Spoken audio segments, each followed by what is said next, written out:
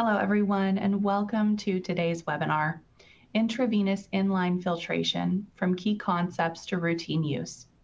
I am Cassie Saltman of LabRoots, and I'll be your moderator for today's event. Today's educational web seminar is presented by LabRoots and brought to you by Pall Medical.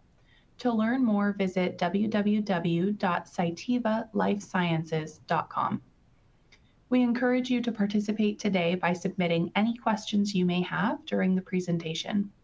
To do so, simply type them into the Ask a Question box and click Submit. We'll answer as many questions as we have time for at the end of the presentation. You may also submit any technical issues here as well if you have trouble seeing or hearing the presentation.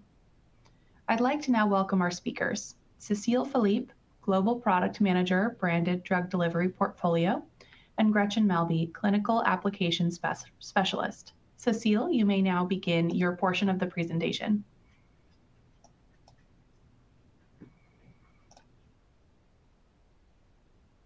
Hello and welcome everyone. Thank you for joining us.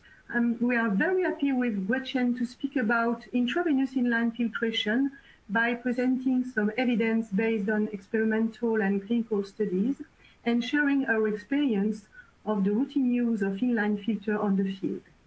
This information should help you to understand why this technology has been recommended to be used in infusion therapy for certain drugs, for certain patients, and in certain circumstances. When you make the decision to introduce this technology in routine use, it could be important to be helped and supported. That's one of the missions of our clinical specialists on the field. So Gretchen will give you some tips in order to make your selection of the right filter easier and to solve potential issues in order to be sure that the introduction of inline filter is a beneficial experience for both the healthcare professional and the patient.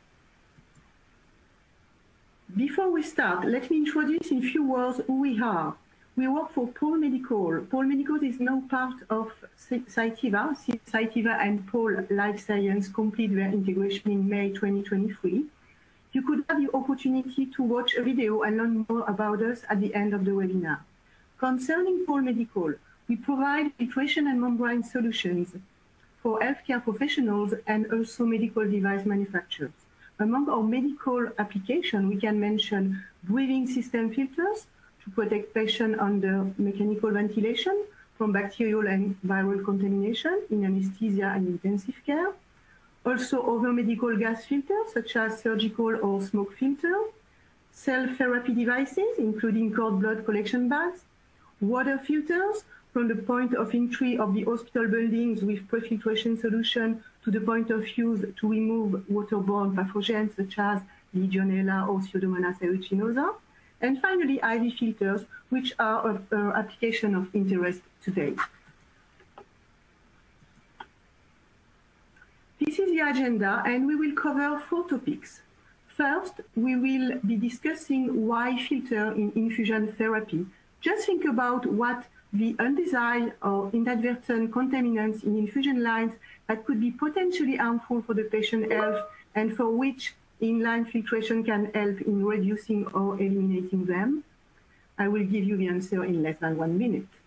After that, we will move on the potential clinical benefits of IV filtration, evaluating its impact on the reduction of some systemic or local effect for the patients. Next, we will consider how to choose the right IV filter. Gretchen will present you the process of selection in 4 steps. Finally, we will talk about the filter troubleshooting tips. Gretchen will identify potential issues you could face when using inline filters and the way to prevent and solve these problems. No more suspense. It's time to discover altogether these contaminants and the reason why we filter in infusion therapy. You can see here the contaminants which can be infused unintentionally with IV solution and medications to the patient and potentially harmful for his health. First of all, the particles or particulate matter, and this is the main purpose of the use of inline filters. We will focus on this contamination in the next slide. Secondly, entrapped air.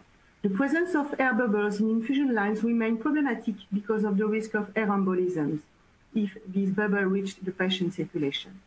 Some patients are identified as particularly at risk with this question of air. Indeed, INS, Infusion Nurses Society, recommend the use of air-eliminating inline filters for infusion in all patients with a medical diagnosis involving right-to-left pulmonary or cardiac shunting to prevent air and particulate matter from reaching arterial circulation. We know this mechanism is known as well paradoxical embolization. Of course, microorganisms and their associated endotoxin in the case of gram-negative bacteria, although the use of inline filters are not recommended as a routine infection control measure, inline filters are effective in retaining microorganisms in case of inadvertent contamination. The ASPEN, American Society of Parenteral Enteral Nutrition, has particularly underlined the prevention of Candida albicans as a pathogen frequently associated with parenteral nutrition. Last but not least, enlarged lipid droplets. The stability of lipid emulsion is still a concern and one of the stability issues relative to total parenteral nutrition. Let us focus now on particles in IV infusion and where they come from. IV solutions, from their manufacturing to their administration to patients, have several opportunities to be unintentionally contaminated by particles. From the environment, from the packaging components and infusion system, glass, rubber, plastic, etc. Indeed, all parts of the infusion equipment contribute to the load of particles: freeway valve, tubing, solution bags, vials, syringe. But also the formulation itself in case of drug incompatibilities reaction, incomplete reconstitution of drugs, lipid micromicelle for TPN, or protein aggregates from biopharmaceutical drugs can also contribute to this contamination. What happens with particles when they are introduced into the body by IV infusion?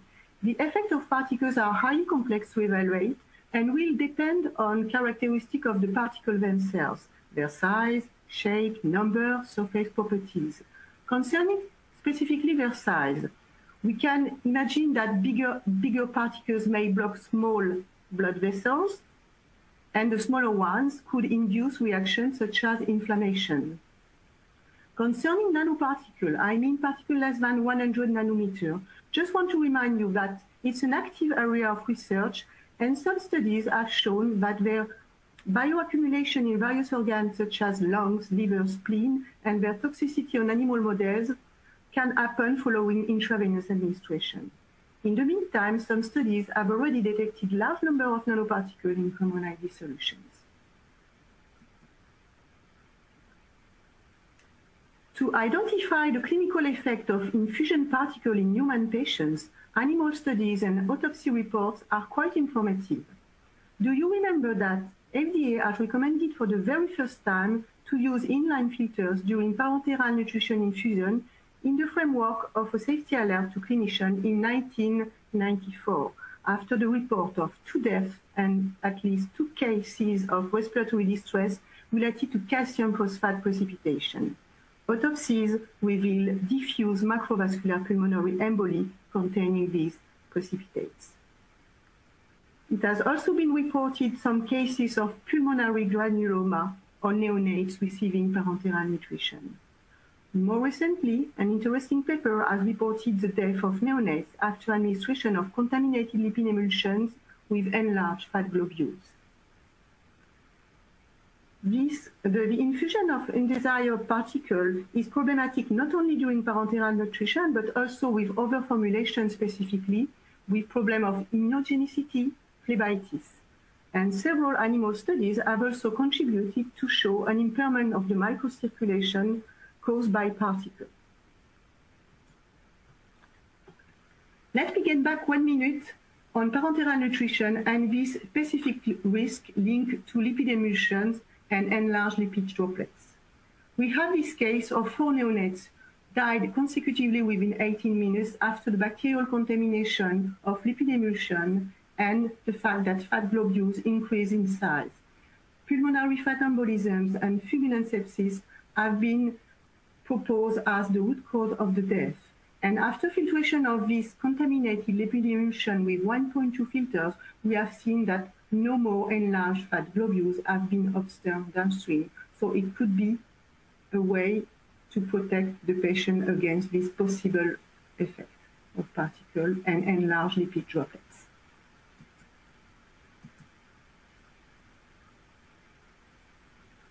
Considering the increased risk of mortality and morbidity in case of not filtering parenteral nutrition, ASPEN, the American Society of Parenteral and Off-enteral Nutrition, has reinforced their recommendation to use 1.2 filters in parenteral nutrition. Inline filter and intravenous filters serve a critical purpose in reducing exposure to particulate matter during parenteral nutrition. Let me give you two more examples of clinical adverse effect of some specific drugs because of the risk of inherent particle in the formulation. Protein-based drug and immunogenicity.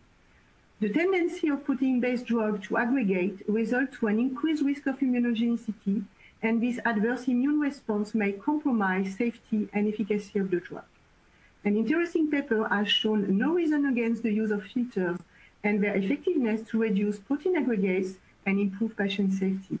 Many manufacturers already recommend the use of inline filter for protein-based drugs, major part are monoclonal antibodies, during their IV administration. Another example, amiodarone and phlebitis.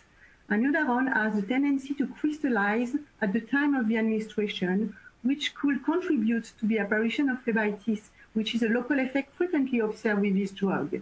IV filters have been shown to contribute to reduce this risk and recommended to be part of the strategy when amiodarone is intravenously administered. Last but not least, adverse effects following the infusion of particle could be the impairment of the microcirculation. And we have some animal model studies here. Some of them have shown that particles aggravate the loss of the functional capillary density in a post-ischemic tissue. Another one has shown that using the same model, inline filters can reduce this deleterious effect. The authors extrapolate the effect on humans and suggest that particulate contaminant may severely compromise tissue perfusion in patients with prior vascular compromise of vital organs and thus predisposed to complications such as organ failure.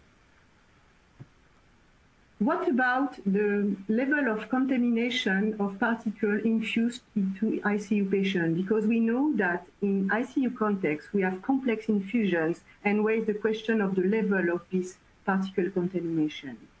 Studies based on the simulation of multi-drug infusion protocol in ICU have evaluated the number of inadvertent particles infused in conjunction with the infusion therapy. Outcomes are very instructive and ask again the question of the contribution of this huge particle contamination to the deterioration of the most critically ill patient. This is a good question, actually, and let us see if we use inline filtration to reduce this particle contamination, we could see some clinical benefits for the patient. There is a sort of consensus that the neonatal and pediatric population may usually benefit from using inline filtration, and some randomized controlled trials have addressed this question in ICU. Not only the benefits for ICU patients have been evaluated, but also the benefit on reducing the incidence of peripheral phlebitis. What did we learn about the clinical benefit of inline filtration, and what do we expect for the future research? Current clinical evidence suggests that inline filtration may play a role in reducing systemic complications for critically ill patients, particularly in pediatric and neonatal ICU, and preserve organ function. Some others have shown that we can reduce the risk of phlebitis, of peripheral phlebitis. In the future, more clinical studies are always needed, especially multicentric ones, and we have ones ongoing in Italian neonatal ICU.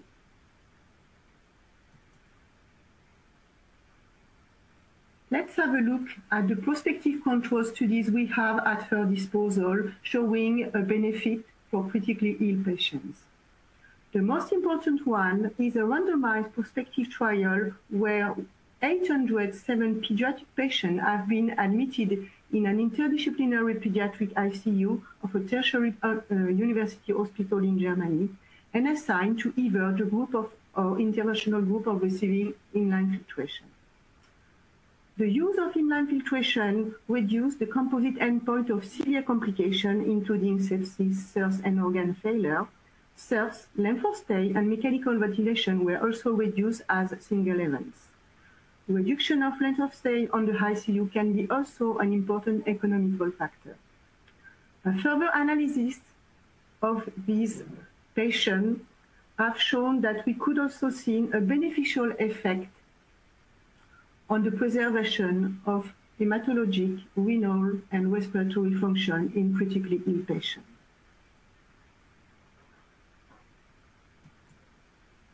Inline filter may reduce incidence of peripheral phlebitis. The effect of inline filters on incidence of peripheral phlebitis has been discussed since the 1970s, and the most recent one was a randomized clinical trials on 268 surgical patients, showing a reduction of the postoperative phlebitis and main prolonged cannula lifespan during peripheral venous cannulation in surgical patients.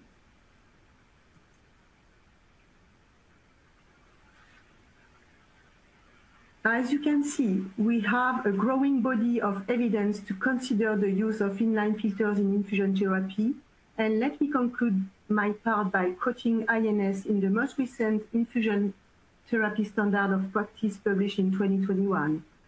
Consider filtration of solution and medication to reduce microbubble of air in infusion solution and medication, reduce particulate matter in critically ill patients that can cause thrombogenesis, impair microcirculation, and alter immune response.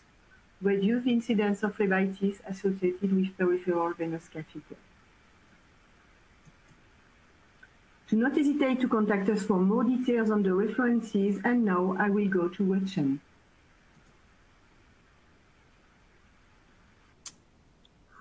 So thank you, Cécile. That was a great explanation of why inline IV filtration is so important.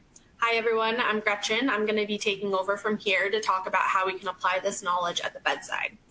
So first, let's choose the right filter. If we have the correct filter from the get-go, we are much more likely to have a successful infusion without any occlusion alarms.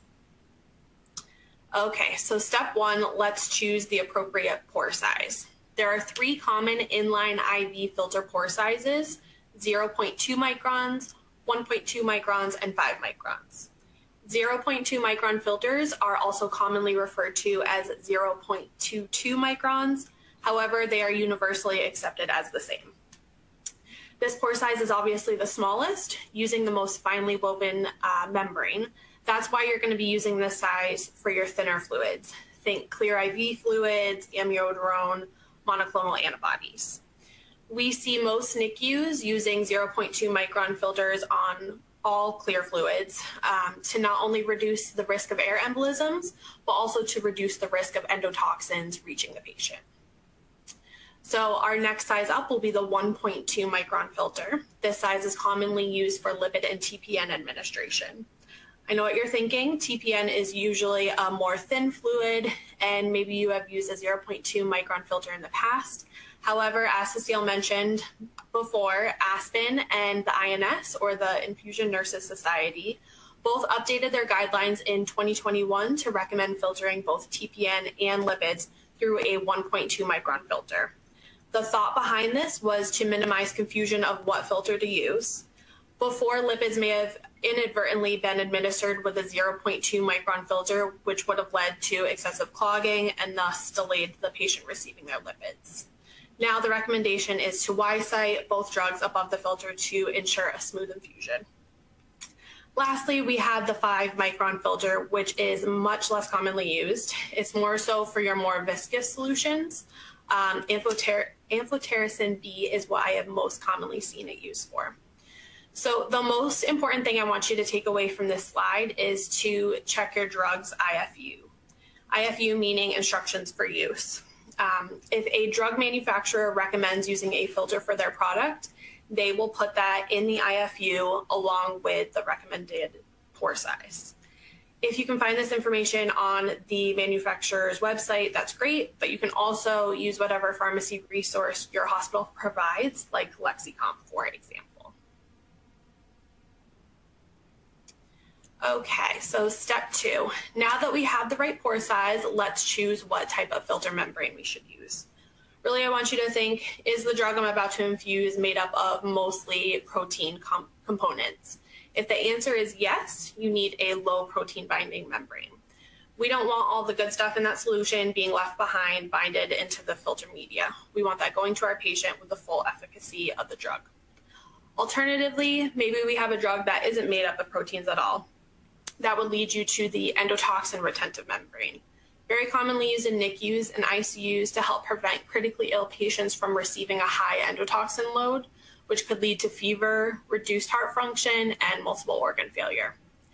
Important to note that some endotoxin retentive filters can be used for up to 96 hours, whereas the low protein binding membranes are typically only used for up to 24 hours. Again, always super important to check your drug manufacturer's IFU. They will state whether or not a low protein binding membrane should be used.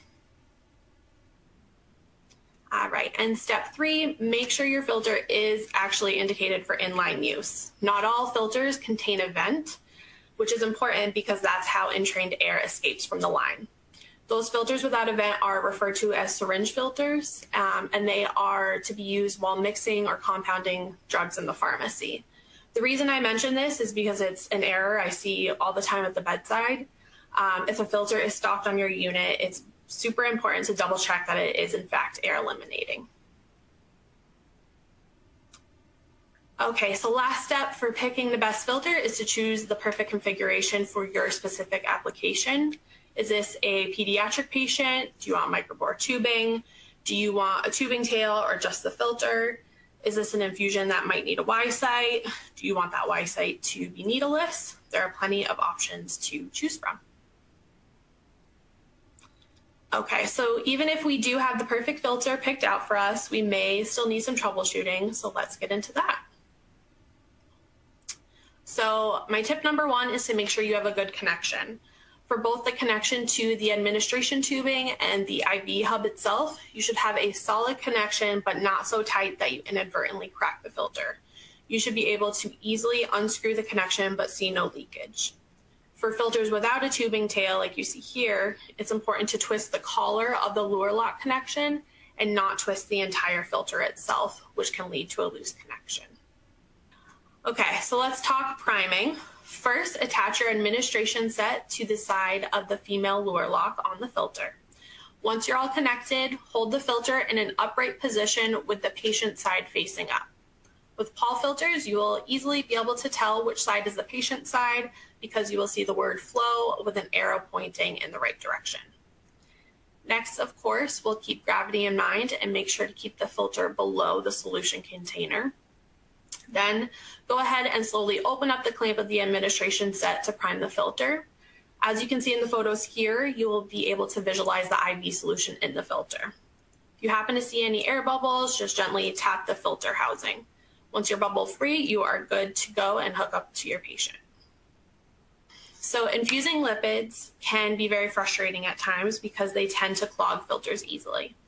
The best piece of advice I have is to keep your infusions continuous. I know this is easier said than done, but even a brief pause can lead to congealing of the lipids. Otherwise, as you already know, you should be visually inspecting your solutions for signs of instability before administering. The most important thing to remember is that the filter is clogging for a reason. The filter is there to capture those enlarged lipid droplets we don't want reaching our patient.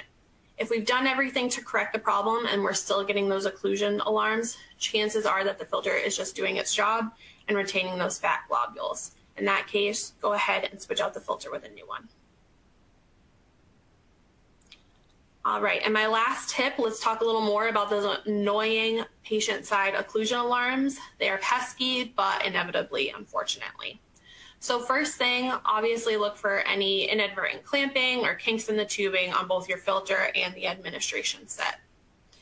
You should never just take off a filter and resume an infusion without one because an alarm is going off. take a moment to determine the reason for the alarm. Make sure that you're using the correct size filter. Maybe it's too small of a size. If it's a wide site administration, make sure the drugs are actually, in fact, compatible.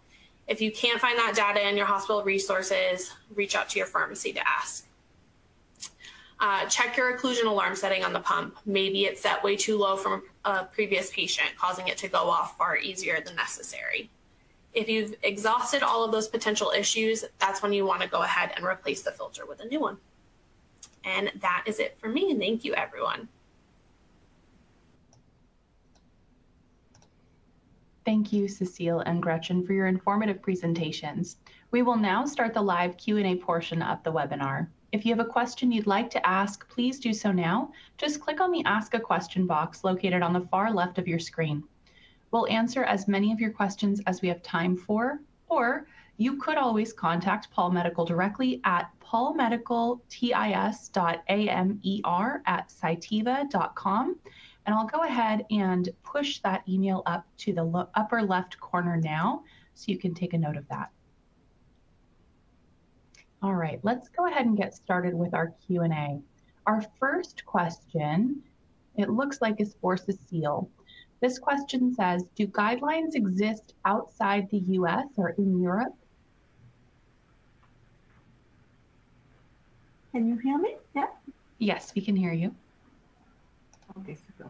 Oh, yes. In fact, I have mentioned INS and ASPEN because these are the most recent guidelines we have, published in 2021. But of course, we have other guidelines in Europe and in other countries, especially in the domain of parenteral nutrition. You know, the equivalent of ASPEN is ASPEN in Europe, CISPEN in China, and also in Japan and so on. And we have guidelines in this country as well. The fact is, it's not really uniform. For example, in Europe, in parenteral nutrition, the guidelines are focused on pediatric population and the use of 0.2 and 1.2 filters. That's an example. Compared to the US, or you have seen that it's 1.2 filter, but for all the population. That's an example. Wonderful, thank you. All right, our next question, it looks like, is for Gretchen. That question asks, where do we position the inline filter in the IV line? Yes, so it is important to have the filter as close to the patient as possible. If there's any drug interactions or even just particles sloughing off in your tubing, we want to catch that before it gets to the patient. So as close to the patient as possible. Thank you. All right, our next question, I believe, is also for you, Gretchen. It says, if I have a patient with a PFO, what size filter should I use for propofol during surgery? Yes, so we do run into that question occasionally. Typically, the recommendation is a 1.2 micron filter. However, if it is not written in your drug IFU, reach out to your filter provider, as they may have testing on the particular solution to lead you in the best direction. Wonderful. Thank you. Our next question here asks, how can filtration help in prolonging the use of IV line? I think that I'll have Cécile answer that. Yeah. Yeah, I can try to address this question. But in fact, we try to align the duration of use of the filter with the use of the line, in fact. Because in parenteral nutrition, it's, we change the line. We try to change the line every 24 hours. It's the duration of life of the filters. For clear fluid, what is really interesting, for example, is the fact that we are able to use a filter more than 24 hours, up to 96 hours, because we have the capacity to retain endotoxin. And in that case, we can prolong the use of 0.2 filters. So that means that we use different membranes, positively charged membrane, in order to retain these endotoxins and to prolong the use of the filter more than 24 hours. Wonderful. Thank you. And Cécile, I believe this next question is for you as well. This question asks, do you test the compatibility of your filters with specific drugs? Yes, yes, indeed. We have tested in the past, and we continue to do it, a lot of drugs, and we provide reports. We are very lucky in Pall because we have the scientific and laboratory services, and these we are present with these laboratories and services in different countries, in different regions, USA, Europe, and Japan as well. And we can provide testing, we can provide analysis and some validation. So that's it helps us to support the use of air filter on the field and to give new data on drugs, new drugs in particular. Excellent, thank you. All right, our next question says, what types of IV lines do you recommend using IV filters? Not exactly sure what type of IV line you're asking. Filters can be used on peripheral IVs. They can be used on central lines, PICCs. There's no certain IV line that you need to absolutely have a filter for. They are compatible with all lines, if that's what you're asking. Great. All right, and then is there any venous access? Or venous access, I'm sorry. I think what maybe the question is, so all of our filters are compatible with any venous access, I think is maybe what they're trying to ask. Oh, okay, great. Thank you. And then we do have another question that popped in.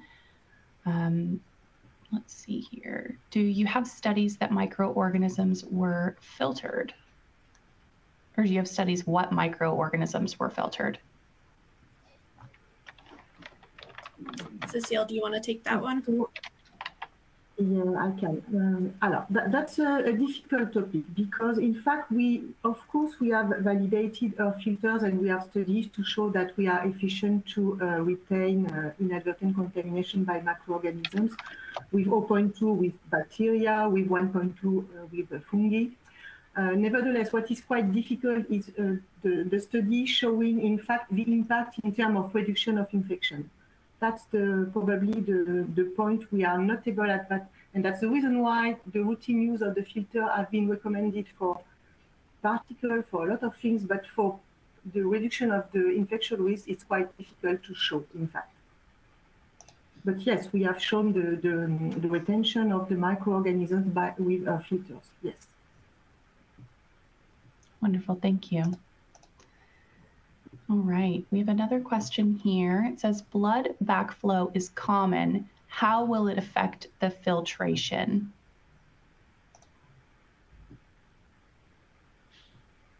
I don't have an answer for that. Cécile, do you have a more specific answer? But in fact, we could see some, I think on the field, you could have had that experience, Gretchen, in terms of blood backflow. In fact, it affects the filtration. In fact, we should, I think it's something we should investigate in that case. And we do not, the effect, the filter will continue to be efficient, just in case we have alarms and we have blockages. In fact, we need to investigate. Great, thank you. And it looks like that is all the questions that we have today. So I want to thank you both and ask, Gretchen, do you have any final comments for our audience before we go? No, thank you so much, everyone, for watching and attending. Thank you. And Cécile, do you have any final comments that you'd like to say before we go? No, I would say thank you very much to you, Kathy, and thank you very much to Gretchen. Great, wonderful. Thank you again, Cécile and Gretchen, for your time today and your important research. We would also like to thank LabRoots and our sponsor, Pall Medical, for underwriting today's educational webcast. Before we go, I'd like to thank the audience for joining us today and for their interesting questions. Questions that we did not have time for today and those submitted during the on-demand period will be addressed by our speakers via the contact information you provided at the time of registration. This webcast can be viewed on demand. LabRoots will alert you via email when it's available for replay. We encourage you to share that email with your colleagues who may have missed today's live event. Until next time, take care, everyone. Goodbye.